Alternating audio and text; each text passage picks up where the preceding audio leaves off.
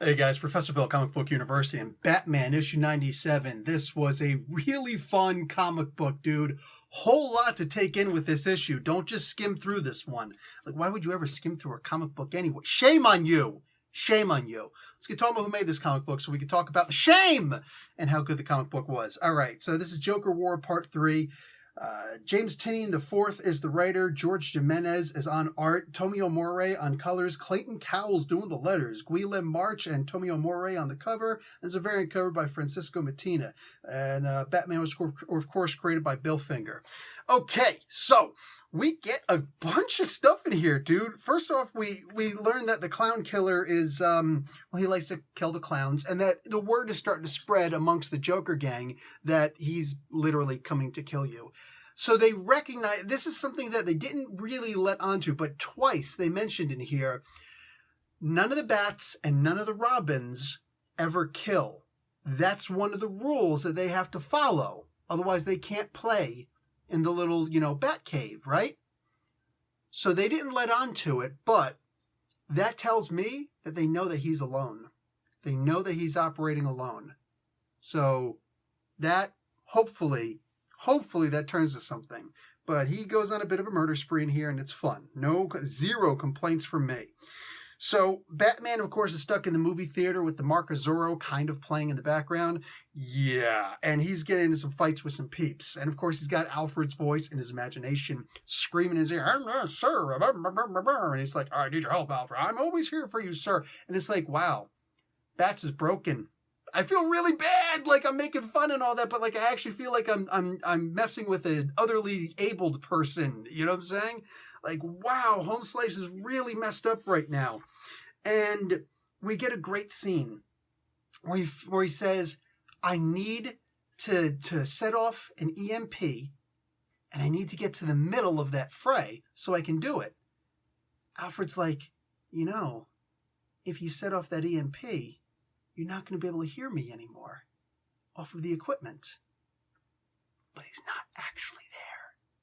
But that's the thing about our imaginations. If we believe a thing to be true, it's true. Like, that's the reality of it. Everybody's reality is every individual person's perception. So reality is different for everybody. So in here, he couldn't get the voice out of his head, but because he's thinking he's always calling me over my earpiece, even though the earpiece is busted. So when he says, "I'm going to set off the EMP," he's thinking to himself, that will turn it off. That's that's almost like the ability of getting rid of a phantom pain. You know what I'm saying? From like a cut limb. It's beautiful seeing this stuff. And on top of that, if you needed any cool action, I'm going to give you a real brief look at this. Oh my God, like he dons the freaking blindfold and he starts blind fighting. I'm like, damn. Y'all remember Jinx from the G.I. Joe cartoon? I think that was after G.I. Joe the movie when they introduced a bunch of the new crew with Sergeant Slaughter and all that.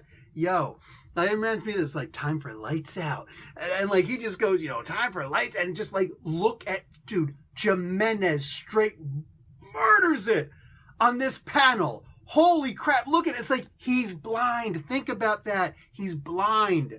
So there should be a lot more inks than there are pencils or color. So everything in here is just a mess. The panel layout, it's a mess. It's all over the place. Damn it, I loved this. Oh, I loved this. This was freaking fantastic, man.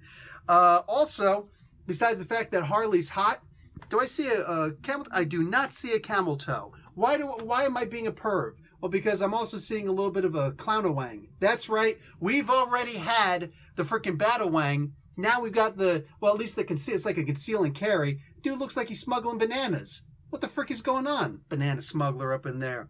Freaking Joker banana hammock. Freaking clownawang up in here. What the hell's going on? Oh, in case you didn't get a good enough look, I'm going to tell you more about the Joker than you ever wanted to know.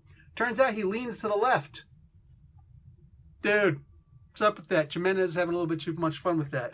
I want to see the script for this one. I want to go and hang out with James Tynion IV and be like, "Hey, brah, come here. Let me see the script for Batman number 97. Let me see that one really quick." I just want to see, did he tell him to draw him? Did he tell Jimenez to have Joker leaning to the left? Or did Jimenez just say, "You know what? I'm curious. Inquiring minds want to know like a mother fat head, all right? I'm curious. Anyway, this was a beautiful book. Oh, Ace the Bat Hound makes a non-appearance. Why do I say that? Because once you get to that page, it's freaking beautiful. It's a beautiful thing. Like, I laughed my ass off. Harley is in a form of a Lazarus pit. Not one of the Lazarus pits, but a form of a Lazarus pit owned and created by Poison Ivy. Oh, God. I love these little tiny things. They're almost innocuous, but these little things that James Tynion IV is just like, hey, you know, it'd be a cool idea. Like that, think about it. That's the way his mind works. He's just like, I've got like 20 different things that I could do in this comic book. I'm only going to pick 4 or 5, and just little things, you just write it off. And it's like, the idea that he does that shows how much time and effort and patience and care that he puts into the comic book. Where he's like, I'm going to leave a lot for the reader's imagination. And maybe somebody else, some other writer in the future, or maybe I will write something in the future. Dude, Tynion he has got Batman down to a pretty fine size. Okay, listen, he's no Peter Tomasi yet. But like I said, I see tremendous things for this guy in the future. Every time I say tremendous, I feel like I got to do this with my hands now and imitate Trump. But listen, so look at this page. With the advertisement for Dark Knight's Metal, the next page, F you, James Tynion, F you, George Jimenez. All right, I said a lot of good things about them. Now I'm going to say F you to both of them because that's messed up. That is messed up. Just when I thought I was free of this stuff, because like this is the way that Tynion's mind works. And having a great artist like Jimenez on this, it's not going to hoit, all right? This is the way his mind works. He finds this creepy thing and he's just like, here, it's just a balloon. We all float down here. Like, you sick psychopath. This dude, I hope he's got a clown mask at home, because he is definitely one of them, man. Yo, I'm going to, like, mohawk myself. I can't now. But, like, mohawk myself up one of these days and just be like, I'm clown hunting you. You know what I'm saying? Wow. This freaking psychopath. I love it. I love it. Next issue. Harley versus Punchline, Part 2. The first one didn't quite go Harley's way. Now, I would imagine this one is going to go Harley's way, but I'm hoping it doesn't, because I want to really solidify that that Punchline is a better fighter than her. But we could have it that Harley does win, so it's like, oh, well, you know, see, Punchline isn't that important. Ha, ha, ha. But then she could turn around, she could be the one who kills Clown Hunter. That could be something cool. So I don't know. But then again, I don't know that I really want Clown Hunter killed. I kind of like this kid. I want to see an origin for this kid, you know? I don't know. You know what? You know what I want to do? I want to just leave it in the capable hands, the very capable hands of James Tynion IV. This was a really good comic, guys. In case you couldn't tell by my excitement for this issue, this was good. This was really good. I'm enjoying the hell out of this. Guys, I'm out. I'll talk to you all later. Watch an ad. Like the video. Professor Bill, Comic Book University. Class dismissed.